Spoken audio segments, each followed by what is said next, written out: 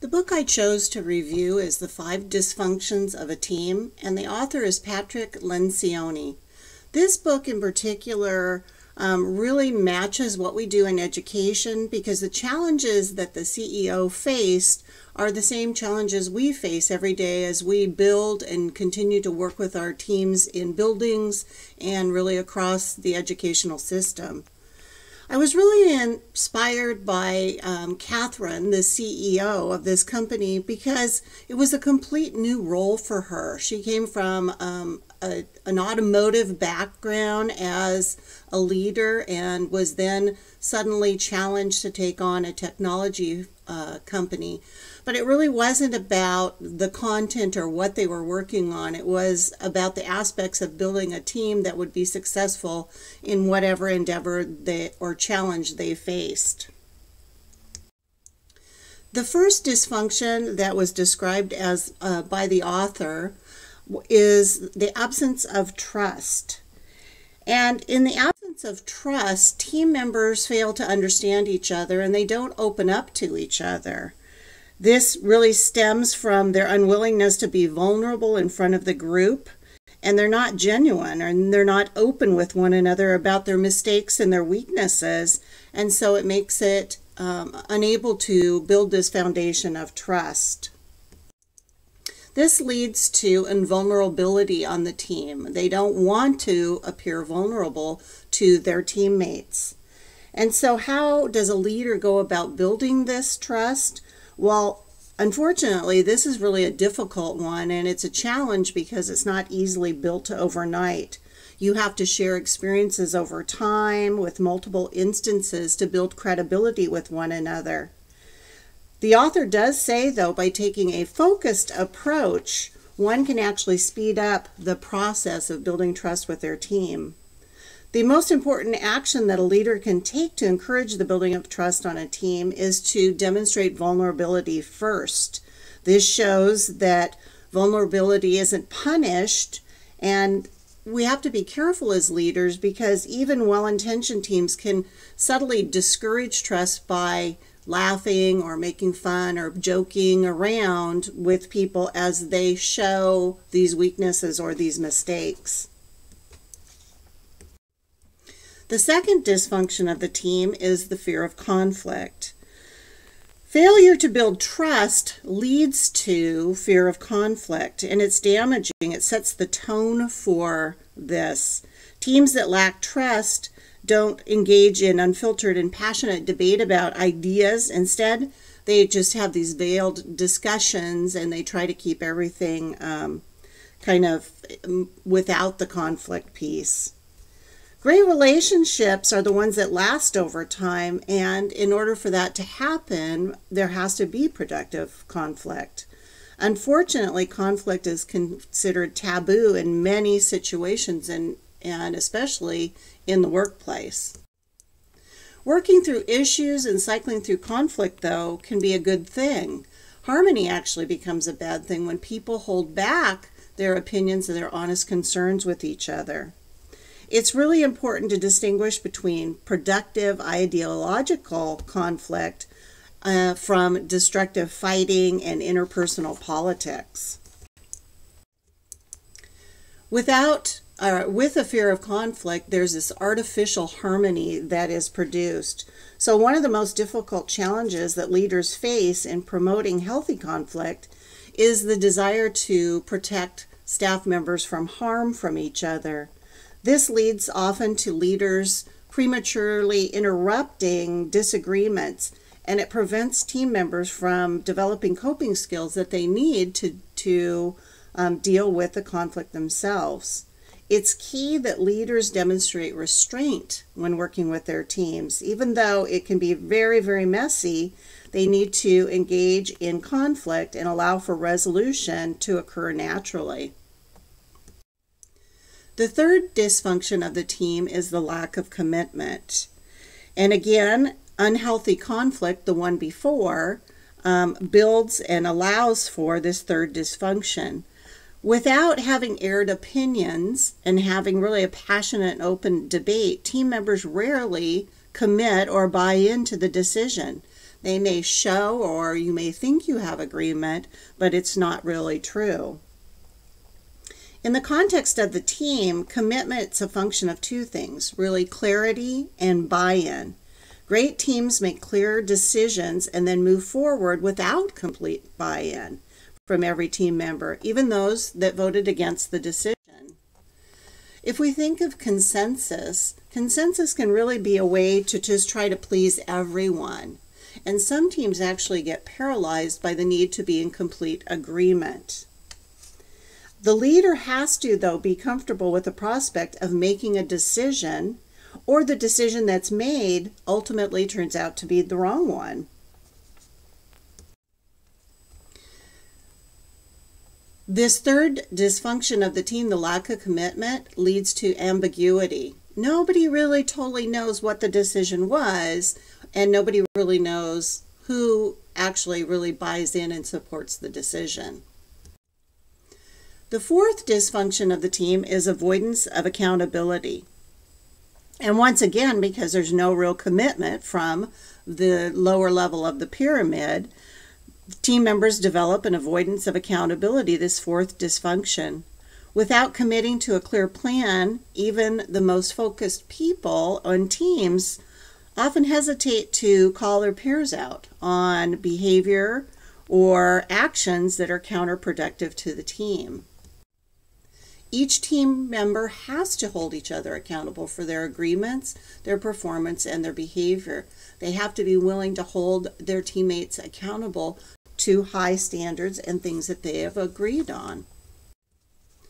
With an avoidance of accountability, the standards become low. Accountability is really a buzzword that's lost a lot of its meaning. It's really become even overused. But it really refers to the willingness of team members to call their peers out on performance or behaviors that might hurt the team. One of our most difficult challenges as leaders is to instill accountability on a team and to encourage and allow the team members as the first and primary accountability mechanisms. Once this culture of accountability exists on a team, the leader, though, has to still be willing to serve as the ultimate kind of arbitrator of discipline when the team itself fails. This, we would hope, though, would be a rare occurrence. The fifth dysfunction of a team is the inattention to results. Failure to hold each other accountable in the fourth dysfunction leads to the fifth dysfunction. It creates an arena of where this can thrive. Inattention to results occurs when team members put their individual needs ahead of the team. So it could be ego, career development, recognition. It could even be the results of their division or their underlying or their secondary team above the collective goals of the entire team. So if you had a department chair, they could be looking to make sure their results look good at the cost or the penalty of the overall company. The tendency of a team to seek out individual recognition and attention at the expense of results is really at the core of this last and top part of the pyramid. This is really the ultimate dysfunction. It's the tendency of team members to care about other things except the collective goals. And we have to keep in mind in this one too that it doesn't always have to be financial measures like profit, revenue, or shareholder returns. It can really be almost anything. Every good organization, though, has plans. It has goals that it sets that you want to achieve in a certain amount of time. And so, again, it's not always about profits and financial gains. It can be almost about any short-term or long-term goal. More important, probably than any of the other dysfunctions, this fifth dysfunction, the leader really has to set the tone on results. Inattention to results it leads to status and ego. And so we have to be very careful that as leaders, we do set the focus and make sure that we are setting goals and constantly coming back to those goals, and the focus really remains on the results. Leaders have to be really selfless and objective, and we have to be careful too when we get into this status and ego that we don't have rewards and recognition. We keep those genuine. Not that we don't have them, but that we keep them genuine, and that we reserve those for people who make really real and measurable contributions to the achievement of the group goal. And again, it's about keeping and maintaining the focus. Really, the reality remains that teamwork really comes down to a set of principles, and that we have to maintain these over a long period of time. It's not a matter of mastering, sophisticated theories. It really is about embracing common sense pieces here, like these 5 dysfunctions. This book was written in the form of a narrative about a fictional company. And the CEO was Catherine. And so, again, she was placed in this unusual position of leading a company in which she knew nothing about the product itself. It was very easy to read, and I would encourage people to read it, because the 5 dysfunctions, as you're reading through the book, you are thinking, oh, yes, that's so true. And so it's a good reminder. But also in the book, there are other pieces. There's an overview of the model with the 5 dysfunctions described in detail. There's also a team assessment that you could use. And it concludes with a section about leaders and how to overcome each one of the dysfunctions. I was inspired by Catherine, the leader of or the CEO of the company, because it is so difficult to maintain that perseverance. And so she was inspirational in the sense that she had the fortitude to believe in what she was doing and the experience to know that this would work. She just had to stick with it, even though it was very difficult. She had one person who actually quit and left the team. She had one person that she had to remove from the team. And these challenges are so similar to, even though they come from the business world, they're so similar to what we face in education. And so it's challenging. I've sensed those same frustrations. And so it was inspirational to see that she had the fortitude to stick with it. She knew from her experiences that a team spends a lot of time together. And so you really save time and eliminate confusion too, really, by meeting and discussing and keeping focused, because then you're not redundant about what each of the team members are doing. And there's, according to the author, there's many ways to run a management team or a team of any kind, but certainly the methods that this author shares are worth considering. These are the same challenges that we face as leaders within our building, keeping and continuing and inspiring a sense of team among the folks that we work with every day.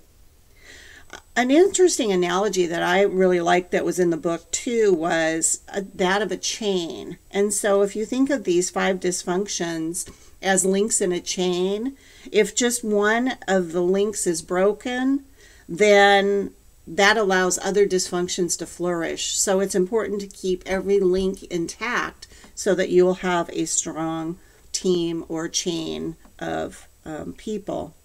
Another way to, of course, understand this model is to look at the opposite. And I kind of like that method myself. And that is to look at each one in the form of a positive. So a strong, cohesive team, imagine they would trust one another.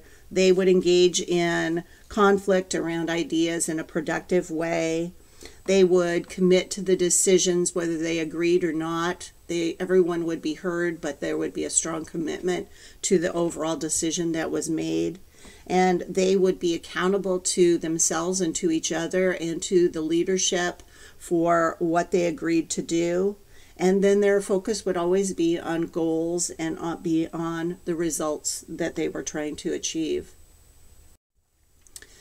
This book was written by Lencioni. It's Patrick Lencioni. It was written in 2002.